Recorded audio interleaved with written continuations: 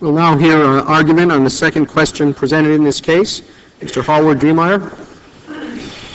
Mr. Chief Justice, and may it please the Court, the question 2 petitioners are already married. They have established those enduring relationships, and they have a liberty interest that is of fundamental importance to these couples and their children. A state should not be allowed to effectively dissolve that marriage without a sufficiently important justification to do so.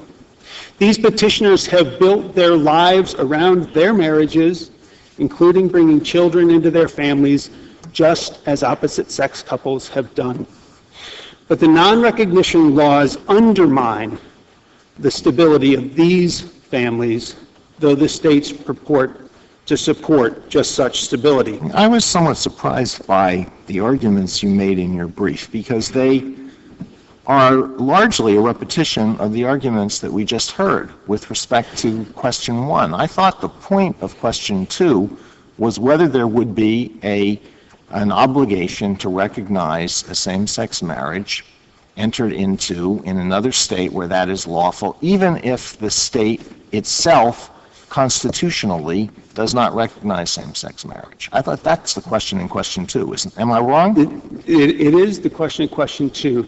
And this Court's decisions establish that there is not only a right to be married, but a right to remain married, that there is a protected liberty interest in the status of one's marriage once it has been established. Even if that marriage is not lawful under the receiving state's law, right? That's right. There is definitely. Is that right? No matter, I mean, suppose, let's say someone gets married in a country that permits polygamy.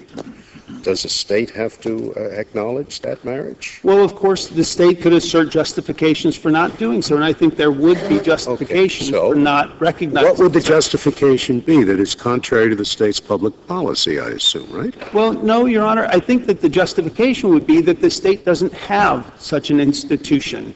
A polygamous relationship would raise all kinds of questions that the state's Well, it would be the same argument. We don't have such an institution. Our marriage in this state, which we constitutionally can have, because the second question assumes that the first question comes out the way the United States does not want it to come out, the state says we only have the institution of heterosexual marriage. We don't have the institution of same-sex marriage. No, the institution is the institution of marriage. And the well, you say that, but the state doesn't. The state says the only institution we have is heterosexual marriage. The point I'm making, Your Honor, I think is demonstrated by what has happened in those states where, by court order, states have had to permit same-sex couples to marry. All that has happened under their laws is that they have had to remove gender-specific language and substitute it with gender-neutral language. Could I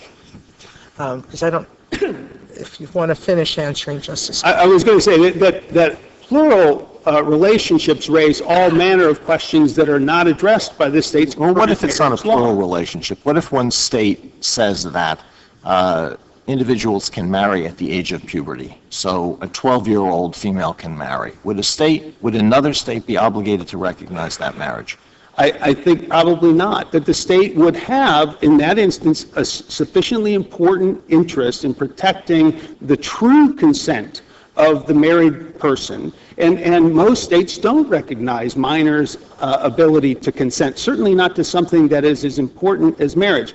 But what we see, in fact, is that, quite in contrast to the non-recognition laws at issue here, the states do recognize the marriages of a person who, by age, would not have been able to marry within their own state. That is the long-standing practice of all of the states, precisely because of the abomination, as it was referred to in the old treatises, of the notion that persons could have a different marital state in some jurisdictions than others. Then how about the consanguinity situations?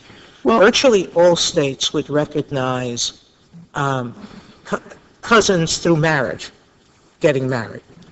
But there's at least one state that doesn't. Well, are you saying that state is? I think that the constitutional test is the one that the court set forth in Zablocki, which is, does the state have a sufficiently important interest not to recognize it? And certainly in the case of incest, the state does have a sufficiently important interest. This is not incest. They're not biologically tied. Well, the states that I'm aware of that have the rules against cousin marriage do so under their incest statutes, and they simply define incest in a broad way that would encompass cousins to marry. Well, at some point, certainly the familial relationship is too extenuated that I don't think the state would have a sufficiently important justification. As Justice Alito's question points out, the assumption of his hypothetical is, and of the way these cases are presented, is that the state does have a sufficient interest so that it need not allow the marriages in that state. So there is a sufficient interest, under our arguendo assumption here, to say that this is not a fundamental right. But then suddenly, if you're out of state, it's different. Why should the state have to yield? Well, at the very least, you would have to analyze differently the interest that the state might assert for not allowing couples to enter marriage versus the interest that they assert as related to a couple who is already married. For example, Kentucky has asserted that its interest in only permitting opposite-sex couples to marry is to increase the birth rate. Well, now apply that theory to same-sex couples who are already married. They're already married in the states where they were married. They're already married in half the states of the country. Kentucky would have the court believe that it is a sufficiently important interest to have that couple disregard their existing marriage vows and obligations to each other to marry someone else in Kentucky in order to procreate biologically, even though the couple may already have children together. That, I would dare say, is not a rational justification. Well, I think what Kentucky is saying is that the long-term effects of having same-sex couples in Kentucky will be what you didn't agree with, but what counsel for respondent argued in the prior case will be a reduction in heterosexual marriages and a reduction in the number of children born to those marriages. I mean, Your Honor, this court has rejected that type of speculation as a basis for drawing these distinctions before, as it did in Loving. The state in Loving argued that it was too soon to know what the effect of interracial marriages would be and what the stigma would be on their children, if not the biological. We will not have rejected it if we come out the way this question presented assumes we have come out. Well, namely saying that it's okay for a state not to permit same-sex marriage. The state asserts that it has an interest in the stability that marriage provides for children. That interest does not justify extinguishing marriages that already exist. Maybe we could clear this one thing. If the petitioner prevails in the first case, then the argument is moot, right? That's absolutely right. So you are supposing a situation where the plaintiffs do not prevail, and so a state can retain its ban on same-sex marriage. Question is, does it have to recognize a marriage from out of state? Would it make any difference if the couple came from the state where there is a ban on same-sex marriage, goes to a neighboring state that allows it, and then comes right back home again? No, Your Honor, I don't think that there would be such a distinction. And in fact, none of these four states draws that kind of line that Your Honor presupposes. And that's one of the points that's so important here, is that as the court observed with respect to DOMA in Windsor, the non-recognition laws here are a stark departure from the state's traditional practice of recognizing out-of-state marriages even though they could not have been celebrated within the state. It's precisely that circumstance where the laws diverge that the issue arises. And the three states that have this issue, Tennessee, Ohio, and Kentucky, are, between them, able to identify only 5 instances in which they did not recognize a marriage that was valid outside the state, even though it could not have been celebrated inside. And those instances are incest, which we think the state would have a sufficiently important justification not to recognize, miscegenation laws, not a precedent on which I think the court would want to rely in this instance, or other interests that I think probably would not survive today, such as the rule against allowing a divorced person to remarry. So and more importantly, the most recent of those cases is from 1970. So the rule that the states cite about their ability to disregard, to effectively dissolve marriages that already exist, around which people have already begun to build their lives, is less applied than the federal government's own authority to define. But again, I think you're avoiding the presumption on which we're starting, the assumption, which is that the state's policy for supporting same-sex marriage is sufficiently strong that they can, as a matter of public policy, prohibit that in their own state. And yet you're saying it's somehow so much weaker when you're talking about marriages from other states. I think that there are a couple of points that I'd like to make in order to distinguish this situation from the question in the first case. In the first case, it was very significant that Respondents' Counsel was emphasizing that they thought it was merely rational basis scrutiny that would apply. But that was to the question of whether people should be allowed to marry in the first instance. Our petitioners on question 2 are already married. We know from Windsor, because the court held, that once married, a couple has a constitutionally protected liberty interest in their marriage. We also know from Windsor that where a sovereign disregards that marriage in a way that would be extraordinary and out of character with tradition, that requires, at the very least, careful consideration. And that's what we have here. It certainly undermines the state interest that we would, assuming arguendo, have recognized in the first case, to say that they must welcome in their borders people who've been married elsewhere. It'd simply be a matter of time until they would, in effect, be recognizing that within the state. Well, because we live in a very mobile society and people move all the time. In other words, it would kind of, one state would basically set the policy for the entire nation. Well, of course, there would be many fewer such couples raising children within their borders than heterosexual couples who are raising children who are not biologically linked to them. I have to say that I think that the arguments that the state has made are so over and under-inclusive at the same time that they leave the feeling that it can only be pretext. And we know that that's true because the state not only can't draw the lines that they are purporting to, they don't draw the lines that they would suggest, and they would never draw the lines that they I lost you there. What lines are you talking about? Well, a line, for example, that limits marriage to those couples who are able to procreate biologically without any assistance. The states don't draw those lines. The states have laws that treat adoptive relationships with the same legal effect as biological ones. They actually have laws that further support and give greater stability to marriages that use your argument would be different. I thought that the states had never categorically passed a law declaring that a particular kind of marriage was against public policy. That is certainly another way. No one of the 4 states had ever done that. They have never done that.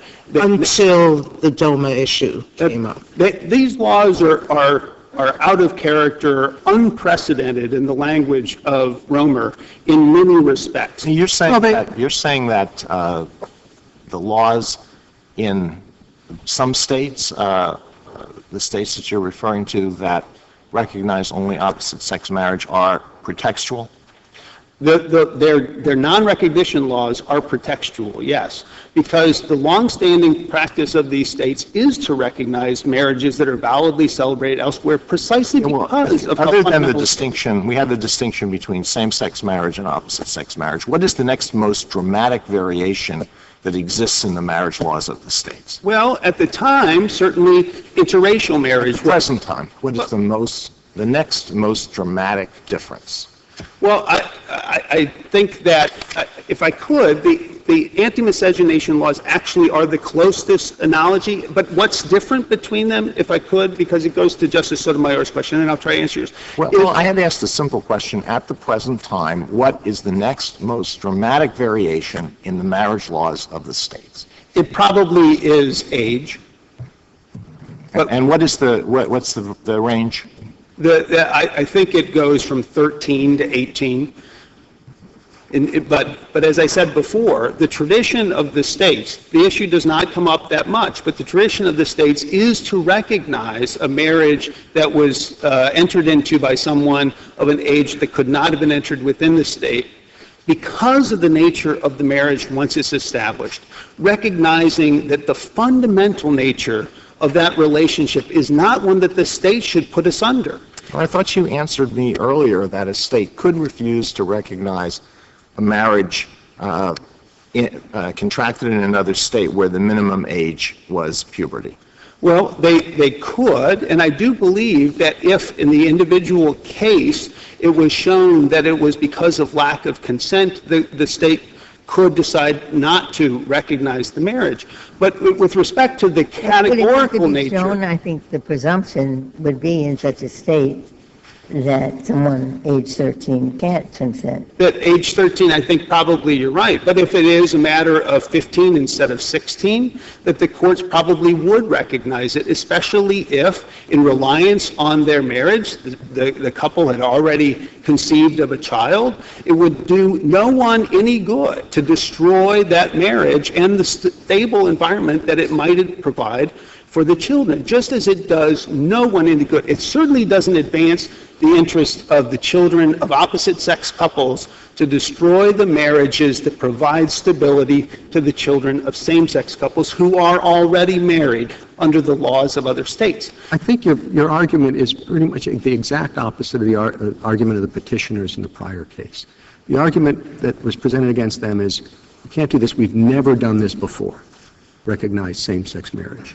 And now you're saying, well, they can't not recognize same-sex marriages because they've never not recognized marriages before that were lawfully performed in other states. Well, you've got to decide one or the other if you win. No, I don't think so at all, Your Honor. And I think that what's essential and common between us is that we recognize that the marriage that our petitioners have entered into is a marriage. It is that same institution, that same most important relationship of one's life that this court has held out as fundamental. Maybe I'm just repeating myself, but we only get to the second question if you've lost on that point already. If we've said states do not have to recognize same-sex marriage as a marriage. So assuming you've lost on that, I don't see how your argument gets, you can't say that they are not treating a marriage as a marriage when they don't have to do that in the first place. Well, I think that actually highlights one of the problems of trying to decide the two cases differently because, of course, deciding against petitioners on question 1, even if the court decides in favor of petitioners on question 2, would forever relegate those marriages to second-class status and would raise all kinds of questions whether those marriages could be subjected to laws that are not quite so favorable. Are we arguing question 1 now? Is that what you're doing? No, I'm suggesting, though, that even a win on question 2 does not fully validate our petitioners' marriages. But certainly we think that the state cannot disregard them, cannot effectively dissolve existing marriages without a sufficiently important reason for doing so. This court recognized in the Lawrence case that marriage, procreation, family relationships, child rearing are fundamental aspects of autonomy that same-sex couples can enter into, can choose for purposes of autonomy to the same extent as opposite-sex couples, especially when those couples have done so, have established a marriage, have brought children into. I'd like to give an example, if I could, because I think that it sort of brings home what's really happening. Matthew Mansell and John Espejo married in California in 2008. In 2009, they adopted 2 children. Now, in reliance on the protection that is afforded by marriage, Mr. Espejo was willing to give up his job to become the primary caregiver of their children. Mr. Mansell is the primary breadwinner. His job in an international law firm was transferred from California to Tennessee. And the cost of that transfer for that job for them was the destruction of their family relationships, all that they had relied on in building their lives together. And in support of that, the states offer exactly nothing. There is no reason that the state needs to disregard that marriage. No reason the state needs to destroy the reliance that Mr. Espejo has had in giving up his career to look after their children. They are doing There would have been everything. the argument made with respect to the first question, namely that the existence of same-sex marriages erodes the feeling of society regarding heterosexual marriages. As I say before, Your Honor, I don't think that holds up, because opposite-sex couples who have no children, who may be beyond childbearing years, when they move into these states, their marriages are entitled to respect, and yet they are situated precisely as our petitioners are. Our couples likewise have marriages. They may not be able to procreate biologically together, but they are able to procreate through assisted means, through adoption. They bring children into their families just as opposite-sex couples do. And when, in reliance on their own state of where they live, they move into these states, that marriage is destroyed. This court relied on federalism, the vertical kind, in Windsor, to identify something that was highly unusual.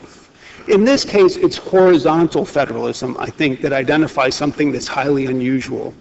As part of a federal form of government in which the states are equal, the states have ceded some form of their authority. And one is to recognize that when another state creates an enduring relationship, encourages people to, in reliance on the protections the law affords to establish families, that it is not that other states are simply free to disregard that which those states have created. In the corporate context, once a corporation is established under the laws of one state, that corporation exists in all other states. Certainly the families that our petitioners have established are entitled to at least that same respect.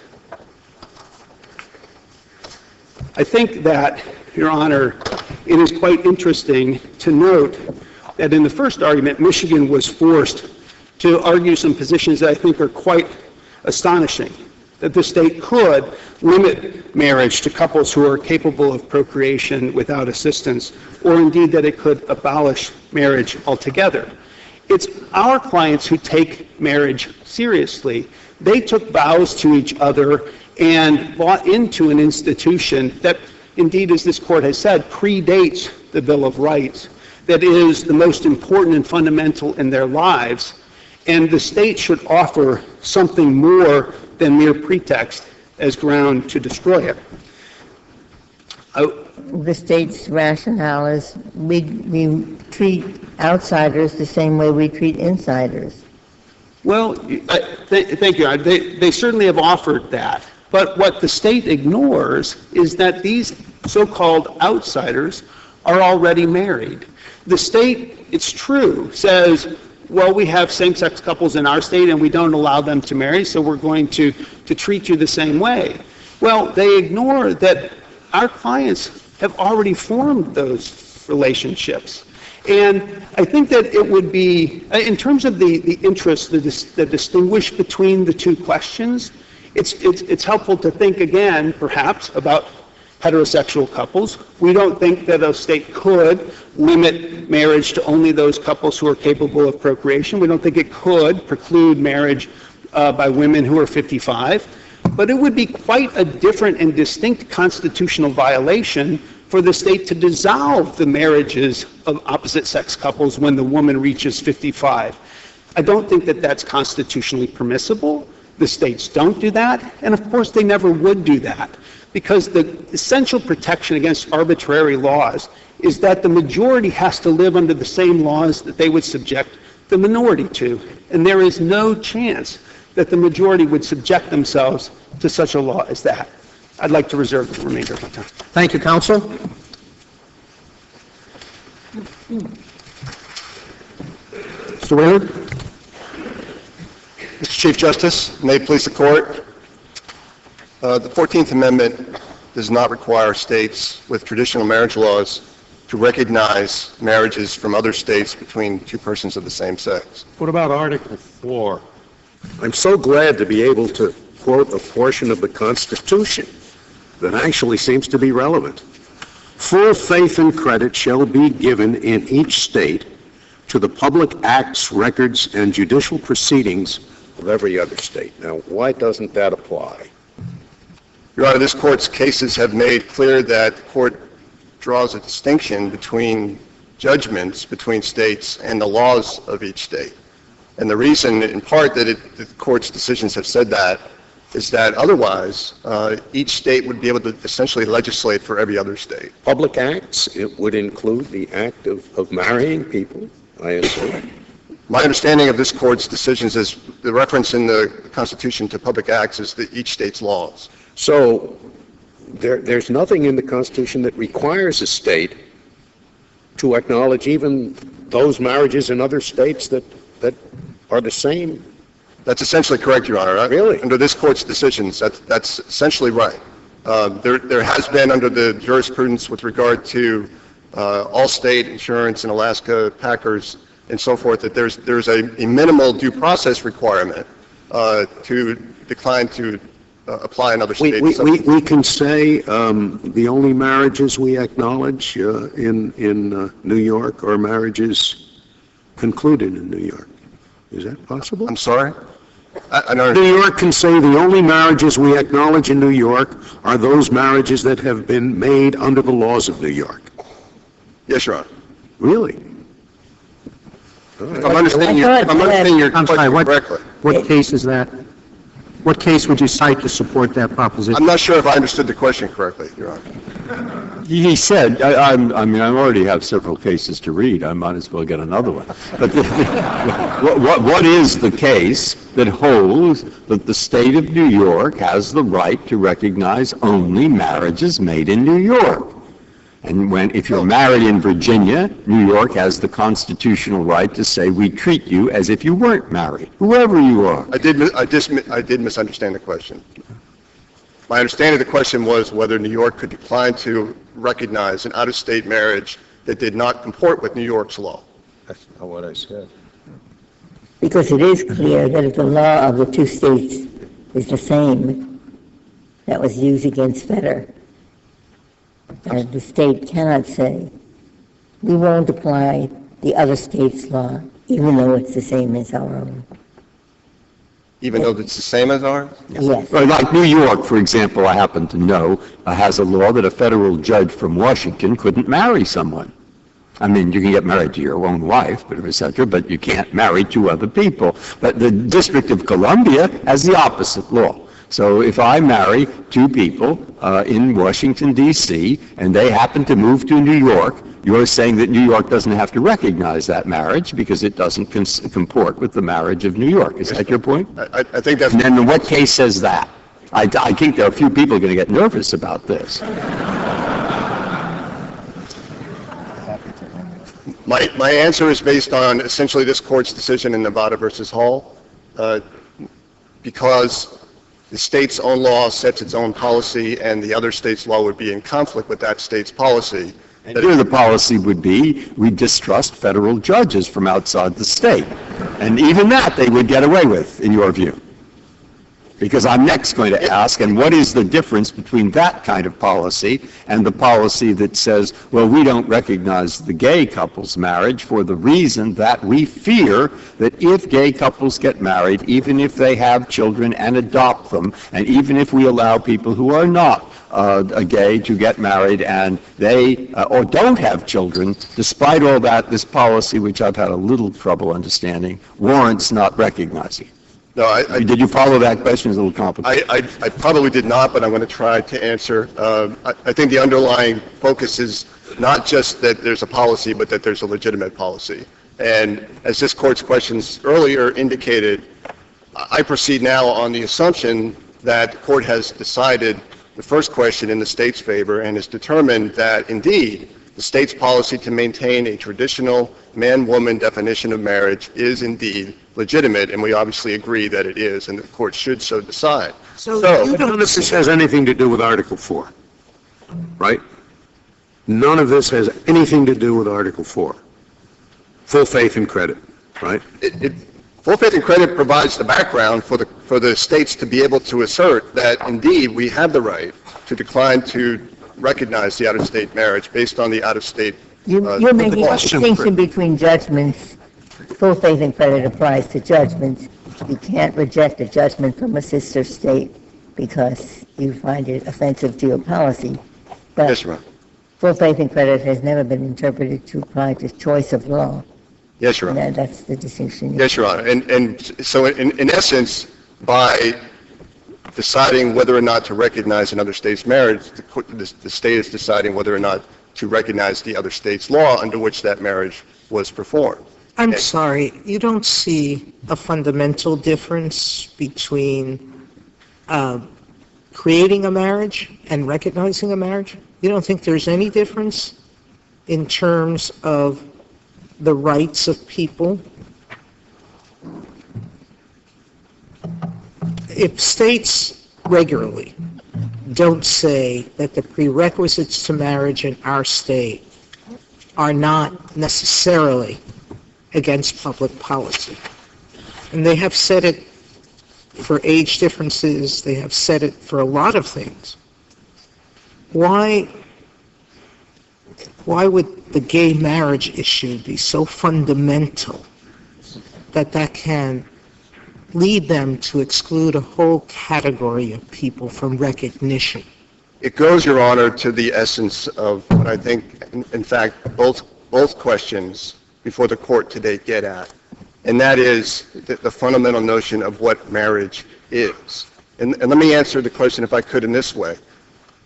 The comparison between how states have operated with regard to recognizing or not recognizing marriages before, in other words, before there was any idea of same-sex marriage, can't be compared at all to how states are responding across the board with regard to the phenomenon of same-sex marriage, and here's the reason.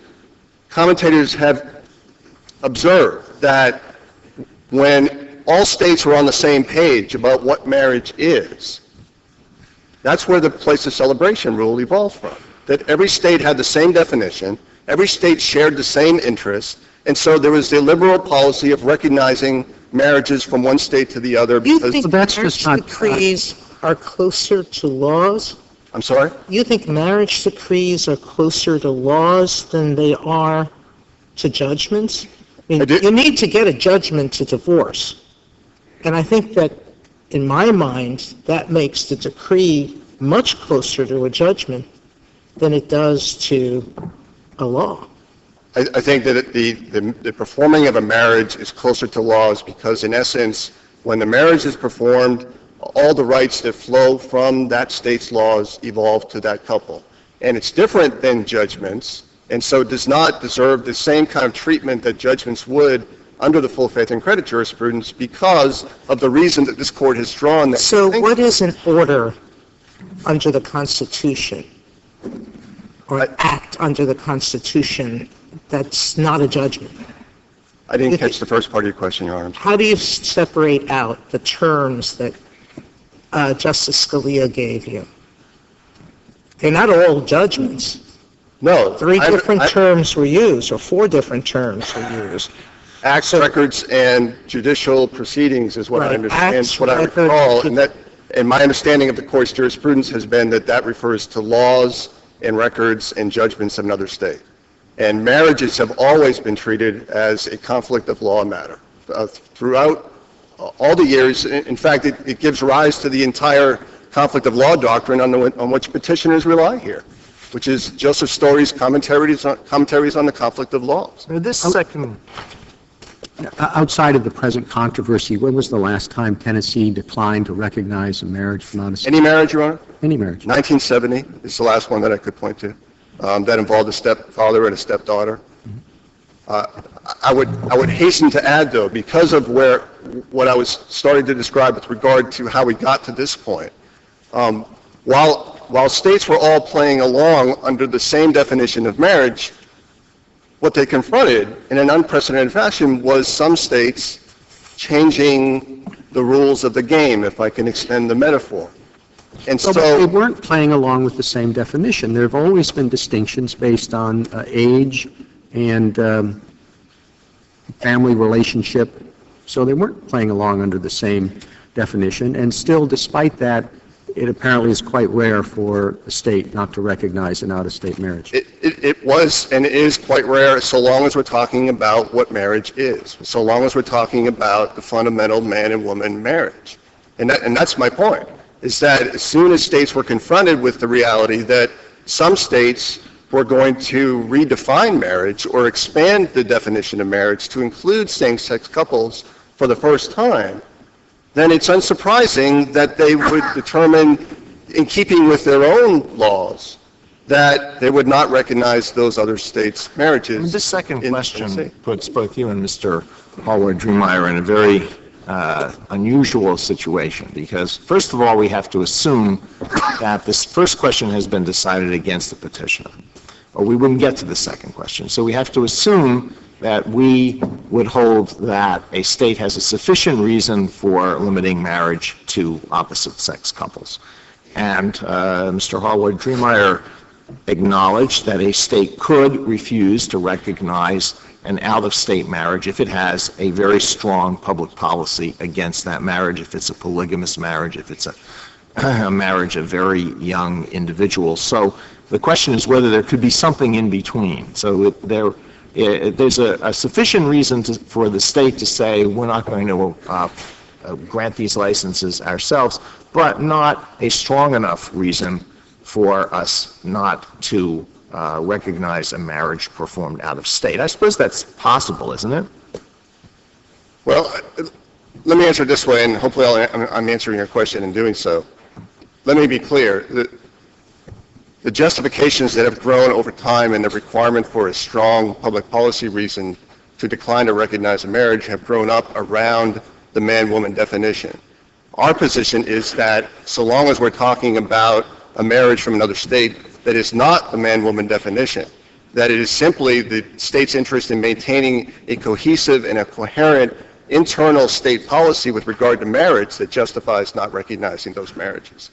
Otherwise, as the question that was put earlier indicated, any resident of the state could go to another state, get married, come back, and demand to have their marriage. That happens already.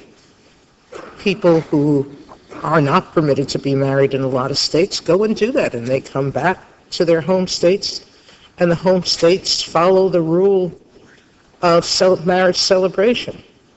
And again, we're talking about the fundamental distinction between marriage as the states see it, the traditional definition, and the same-sex marriages that other states have adopted. The prerequisites are always the state's judgment about marriage, about what should be a recognized marriage. But, Your Honor, they make exceptions. The difference here, I think, is the landscape that we find ourselves in. Tennessee, Ohio, Kentucky, and other states with a traditional definition of marriage have done nothing here but stand pat. They have maintained the status quo. And yet other states have made the decision, and it certainly is their right and prerogative to do so, to expand the definition, to redefine the definition, and then to suggest that other states that have done nothing but stand pat now must recognize those marriages imposes a substantial burden on the state's ability to self-govern. It is odd, isn't it, that a divorce does become the decree for the nation. A divorce with proper jurisdiction in one state must be recognized by every other state, but not the act of marriage. I understand the point, Your Honor, and again, I think it falls within the court's recognition of a distinction between judgments and laws. And here, I think we're dealing only with laws, and again, it would allow one state, initially literally one state, and now a minority of states to legislate fundamental state concern about marriage for every other state, quite literally. That's an enormous imposition and an intrusion upon the state's ability to decide for itself important public policy questions. And to maintain, particularly when we're talking about recognition, there is an impact that occurs when one state is asked to recognize another state's same-sex marriage because of the fact that its entire domestic relations policy has been built around the expectation and the presumption that there is a man-woman relationship. That in Windsor, this court recognized and observed that marriage is the foundation of the state's ability to regulate domestic relations. And to give you one concrete example, that it comes up in this case itself. One of the incidents of marriage is the presumption of parentage that comes with a marriage. And for the state to be required to recognize another state's marriage where there is a child of that marriage in a same-sex situation would fundamentally alter the state's definition of parentage, which... Well, I don't understand your argument. I understand your argument that it's a fundamental public policy question about whether you're going to recognize same-sex marriage or not, but I don't see the difficulty in following the consequences of that under domestic relations law. Just treating a couple as married, and so the first question is a big step, but after that it seems to me that the question of how you apply the domestic relations law is pretty straightforward. Well, this is part of the reason why I wanted to mention this in particular, because a large part of the petitioner's focus has been on the impact on the children that are involved. And I think it's important for the court to recognize that in many states, and I can tell you in Tennessee, that the definition of parent has always been biologically based. That marital presumption of parentage has its foundation in biology. It has its foundation in the man-woman relationship. So when and if a state were required to recognize a same-sex marriage and so therefore change the pronouns and change the terminology to but apply, to do that for adoptions, what's the problem? because This is a really big deal? It is a big deal, Your Honor, because you are changing the way the state defines a parent. And in the adoption context, you have to understand the adoption and the traditional definition of marriage, they work in tandem. They work together. And as Mr. Bursch described, the objective with regard to marriage is to link children with their biological parents. When that breaks down, then there's adoption. And so, yes, there's an effort to... Do you think that a state can fail to recognize the birth certificate of another state?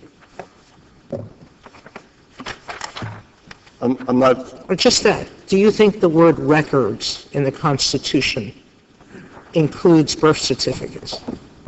Yes. So California, without any reason, no suspicion of fraud, no anything, could it refuse to recognize another state's birth certificate? I have to admit, Your Honor, I can't speak to that intelligently. Records, to me, has to have a meaning. Record has a meaning. It does, Your Honor. The reason that I'm hesitant is that I know that there is disagreement in the cases about exactly what the impact of that is, between whether that just means we have to acknowledge the existence of the record for evidentiary purposes or whether the effect of the record has to be acknowledged. And as I stand here... I recognize that that's an issue, but if a birth certificate were to be a record, don't you think a marriage certificate? It's an official act of a state. Well, the marriage certificate certifies, and I guess it goes exactly to the point, it certifies the fact that there was a marriage.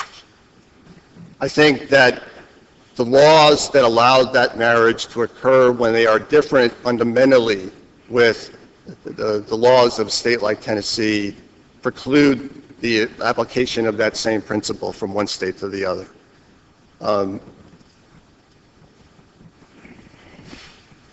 With regard to the effect of requiring recognition on a state, I think it's important also to consider the fact that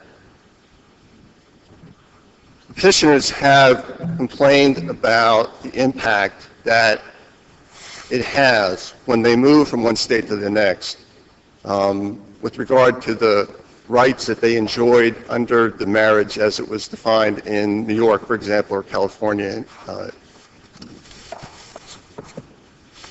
Federalism accommodates this situation.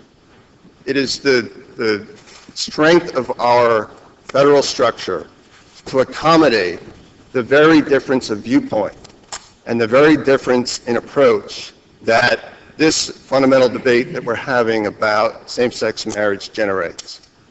And so it makes all the sense in the world with respect to that to allow the federal structure to do what it was designed to do and to accommodate those different points of view. And that is why we asked the court to determine that the 14th Amendment does not come in and then disrupt that balance and impose a duty on one state to recognize the laws and recognize the marriage of a different state because of the intrusion that it would have on that state's public policy. Mr. Whelan, just a quick question. Yes, Your Honor. You acknowledge that if the state loses on the first question, then the state also loses on the second question. It's a fortiori. I do, Your Honor. Okay. Yes, Your Honor.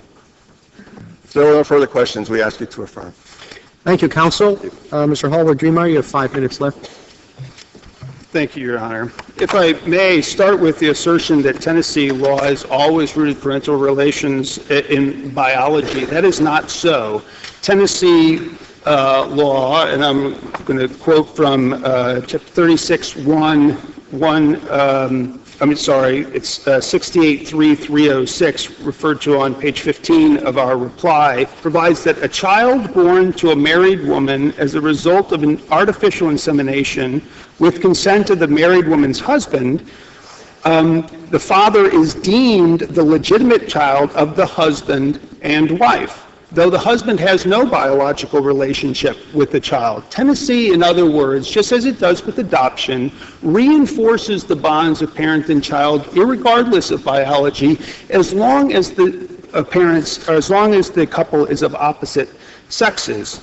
The import of that for real people like Doctors Tanco and Jesty is that they, who fell in love and married while in graduate school in New York, as many academic couples, were only able to find a position at a same university in Tennessee. They moved there, and Dr. Tanco has given birth to their daughter in Tennessee.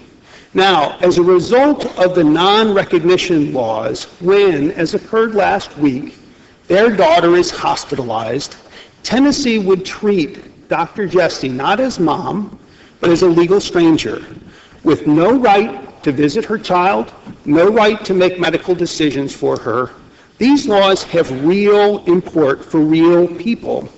And although I think that counsel was suggesting that federalism and allowing states to make different laws, if you choose to get married in your state, just don't move to ours. That's the cost of federalism. Well, Sergeant DeCoux and his husband, Mr. Costura, didn't have a choice.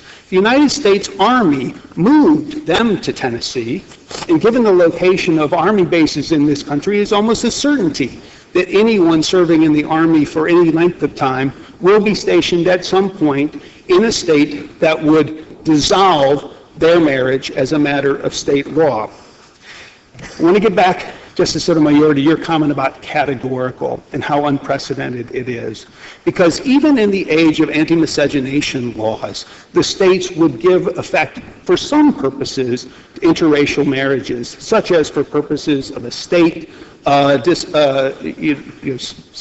giving out the proceeds after a death or otherwise. Here, however, the state statutes provide that a marriage shall be given no effect for any reason.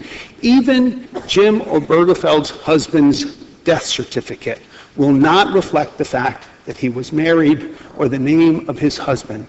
The state has no legitimate interest for denying them the dignity of that last fact regarding his life. The real import of the state's argument is, I believe, this. that even when same-sex couples are married, they are not, in their view, married for constitutional purposes.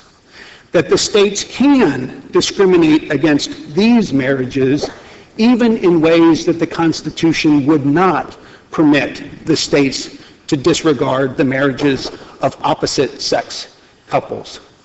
I urge the Court not to enshrine in our Constitution a second-class status of these petitioners' marriages. Thank you very much. Thank you, counsel. Case is submitted.